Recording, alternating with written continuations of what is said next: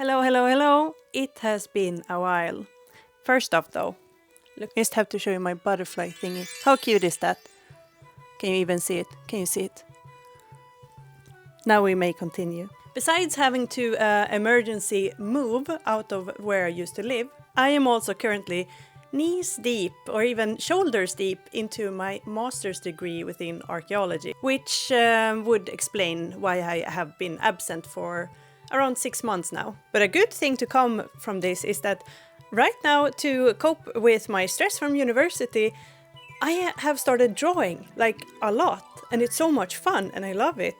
And it is actually going really, really good. And let me tell you, I've been having a lot of fun with the masters so far. Wait, I will show you. I made this! And this is actually a real runestone, which I have modeled in Blender. Cool! It actually worked, printing it out as well. So that's pretty cool. As well as I've learned about ancient DNA, which is so cool.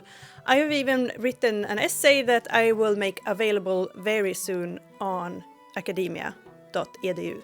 But yeah, I wanted to pop in here and say hello. Hello, I'm alive. I'm still alive. Oskar's still here. He also moved with me, of course. And this video is so exciting. This is about one of my absolute favorite subjects. Oh wait, I was gonna show you. Wait, give me a second. Well, this was not what I had planned when choosing this dress today. Anyway, petroglyphs is what we will be talking about today. Specifically, Scandinavian petroglyphs from the Bronze Age. It's crazy that it would take this long and be this silly though. But that's that about that. I hope you guys had a lovely 6 or 7 something months while I've been away from here. And that you are like me thriving in 2025 so far. So now let's talk about petroglyphs and what that is all about.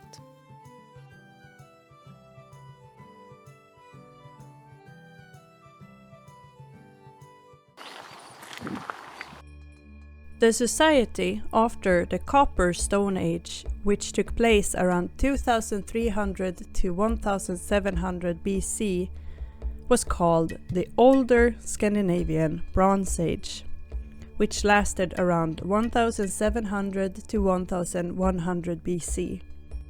You might have heard about the Bronze Age before.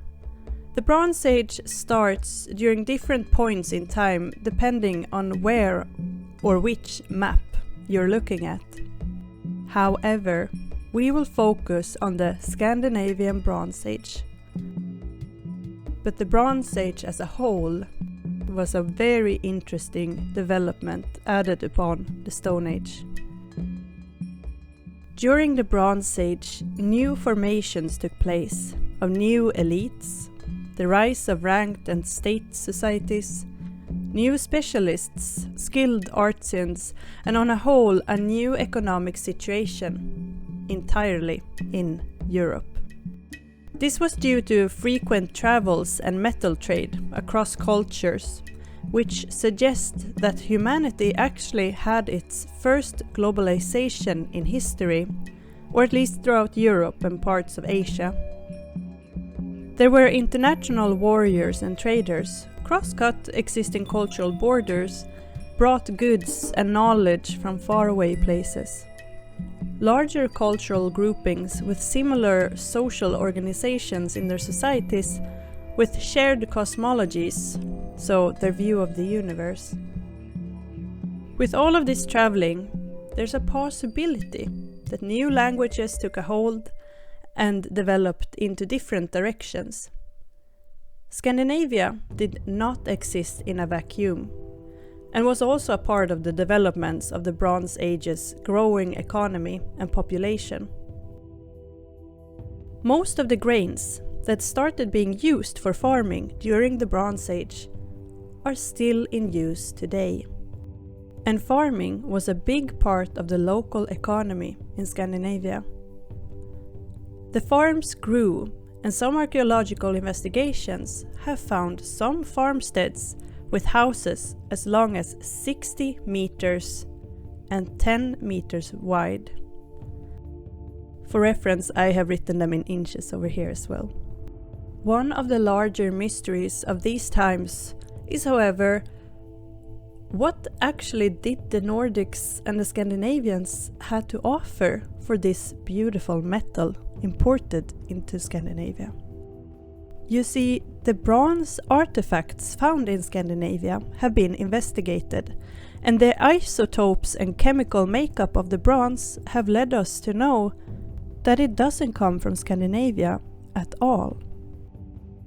Some copper has been mined in the Tyrol, in Austria, as well as Wales on the British Isles, as well as Slovakia, the Alps and Cyprus, as well as the south of Spain. We do not still have the answer on what the Scandinavians had to offer in return for this kind of trade. Because most things that were available in continental Europe and the British Isles was also present in Scandinavia. What do you think that they traded?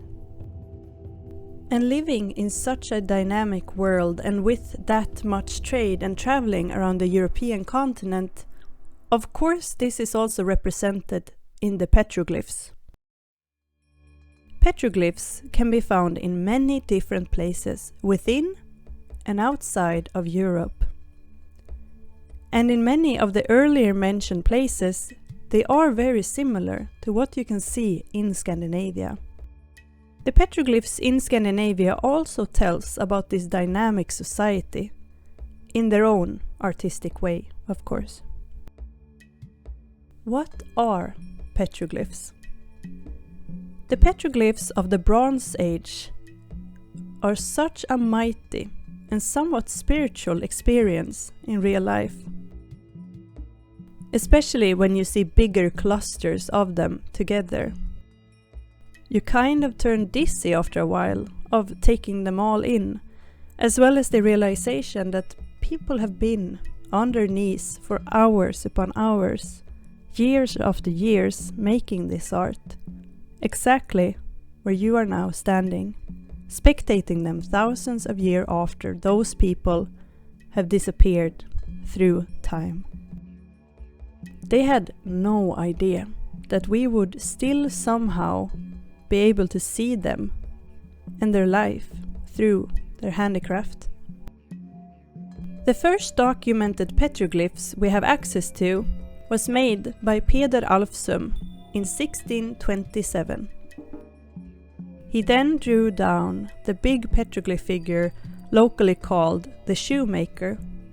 And since Peder was a man of his time, he has also forgotten a kind of a big detail in his drawing of the Shoemaker.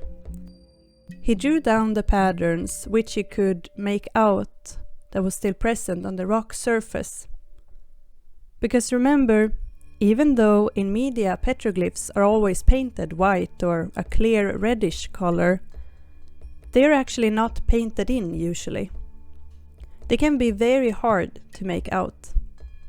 The best weather condition to view them in, I have found, is cloudy days, or even better if it's cloudy and rainy, because then you can make out the figures so much easier. These figures have mostly been chiseled out with tools, but some have actually been carved. Softer and harder materials have probably been used as, so to say, hammers for different details, and rock and minerals such as quartz have been used as the chisels. This is a very slow-paced handicraft. Making one figure can take many hours. The most common petroglyph type, probably in the world, but also in Scandinavia, is the cup mark. Cup marks are little bowls. Earlier they were referred to as fairy cauldrons in Sweden by antiquarians. It is thought that they have had connection to rituals regarding the afterlife, death and fertility. If you are interested in learning more about cup marks, I actually wrote my bachelor thesis about them, but with a twist. I wrote about the cup mark stones of Estonia. I will add a link to the thesis in the description. The cup marks are so many that there is no way to count all of them, and they are present at every single petroglyph site. Maybe this was the first petroglyph anyone learned to do before making anything else. Just as how we learn to write our own names is usually what we learn the first before we learn how to write any sentences. There are over 20,000 ship petroglyphs that we know of in Sweden, so I'm not counting in the rest of Scandinavia. And there are always new ones found every year. A fun exercise you can do when looking at a ship petroglyph is something one of my professors at university taught me. Usually, when the ship's edges point inwards, they are from the older part of the Bronze Age, so they are older. And if the edges point outwards, the boats are younger and from a younger part of the Bronze Age. And this is of course how it usually is. Just a fun thing for you to look at when you Google around after this video. There's no wonder that there are so many ships represented in this art, due to all of the traveling during the Bronze Age. These ships look rather different from the ships we are used to seeing today. During the late 1800s in Denmark, the Hjortsprings boat was found, dated back to 300 to 400 BC. So the Hjortsprings boat might be just 100 years younger than the Scandinavian Bronze Age. And if you look at it, it sure looks similar to what we're seeing in the petroglyphs. There have been sails depicted as well. It's not too usual to see though. Even though they might not have been depicted with sail, it doesn't mean that they all were without sails. There have been reconstructions of these types of boats made, where it would take around 1 week to sail to the British Isles with a sail. But it took around 15 to 20 days to row there. Rowing was probably the norm, however, if we are to believe the depictions. There's depictions of scenes showing hunting. Here is one with a huge boar. I wonder if this actually happened and is depicted as a memory, or if this is a story from a fairy tale known by everyone living in this area during the Bronze Age. There's horses, dogs, oxes, mooses, fishes, birds, and so much more animals that are up for interpretation. There are mythological scenes with horses and wagons carrying sun symbols as well.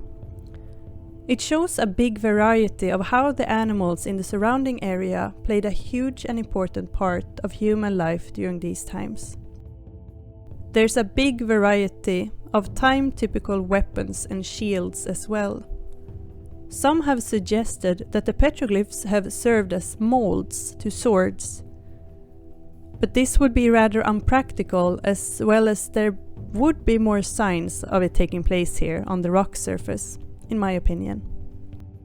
And then there's my favorite, the sun symbols, as well as suspected moon symbols. Here is a figure holding both the sun and the moon. Sun symbols differ in styles as well as in sizes. These are the biggest one I have ever seen. They are located in Tanum, Sweden.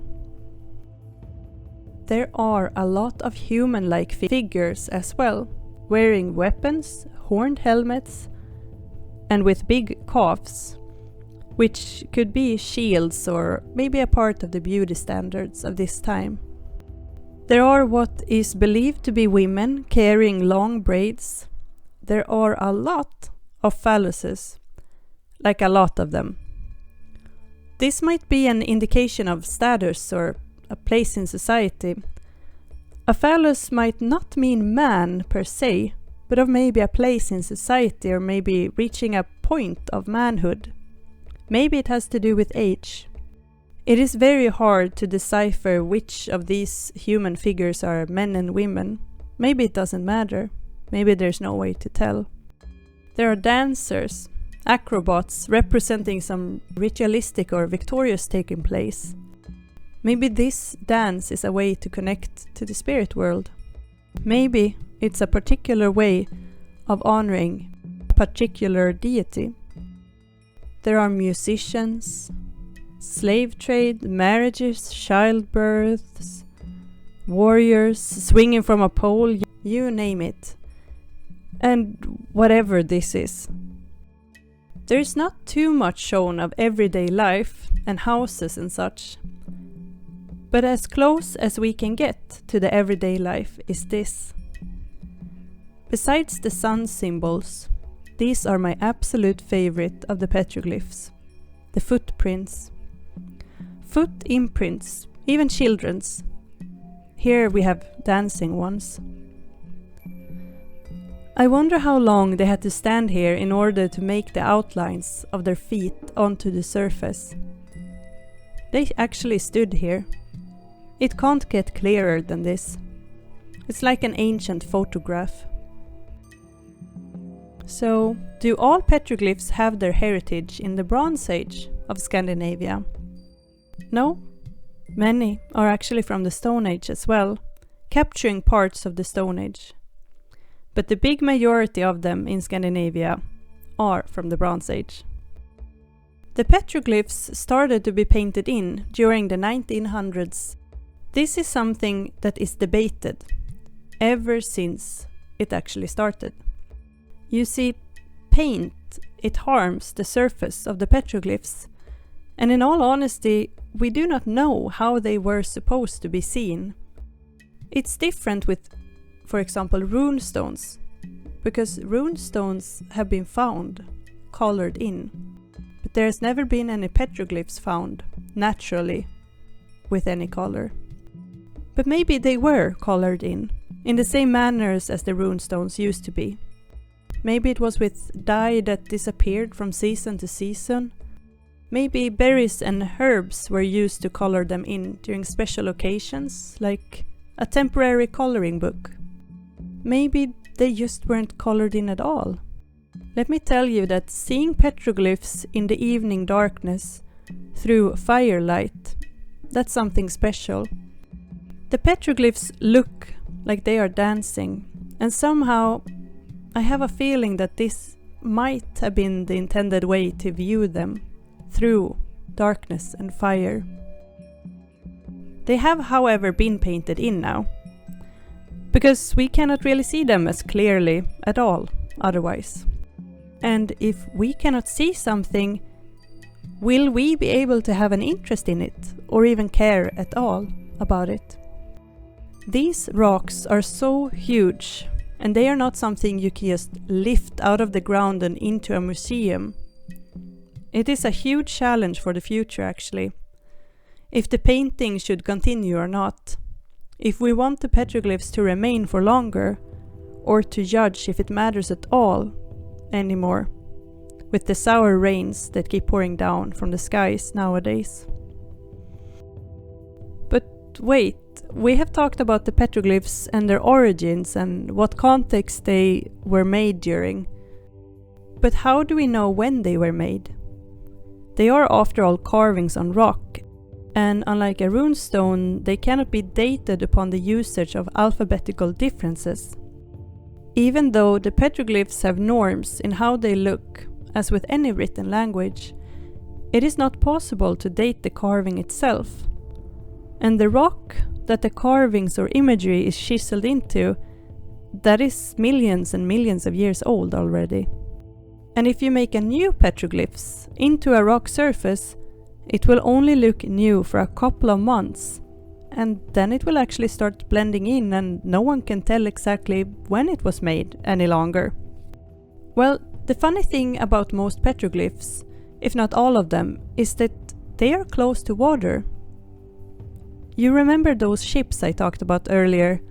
Well, either the petroglyphs are close to bigger lakes, or the coast towards the ocean or seaside, or near streams that during ancient times have been so much bigger and connected to bigger bodies of water. And the answer is also there, the water, alongside dated artifacts that match the visuals of the petroglyphs.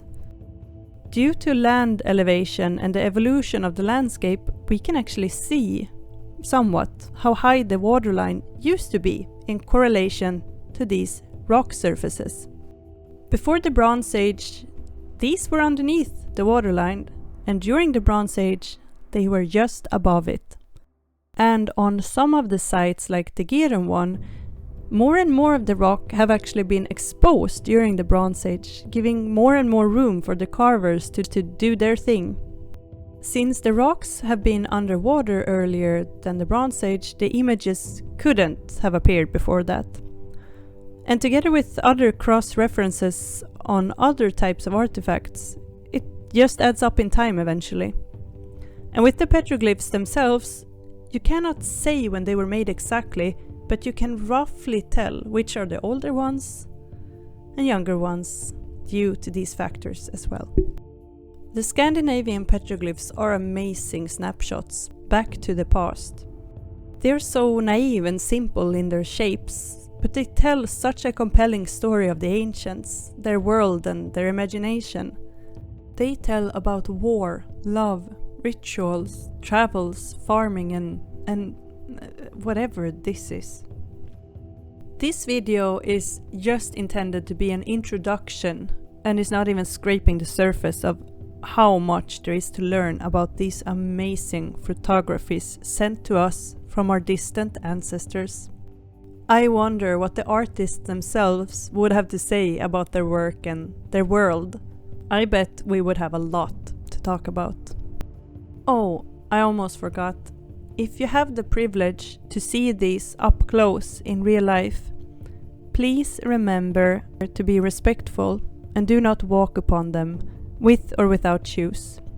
They are actually withering away as it is. So please don't walk on the petroglyphs. Thank you for traveling with me to the Bronze Age and watching this video. Hopefully the next one won't take me 6 months to finish. And see you soon. Hej då!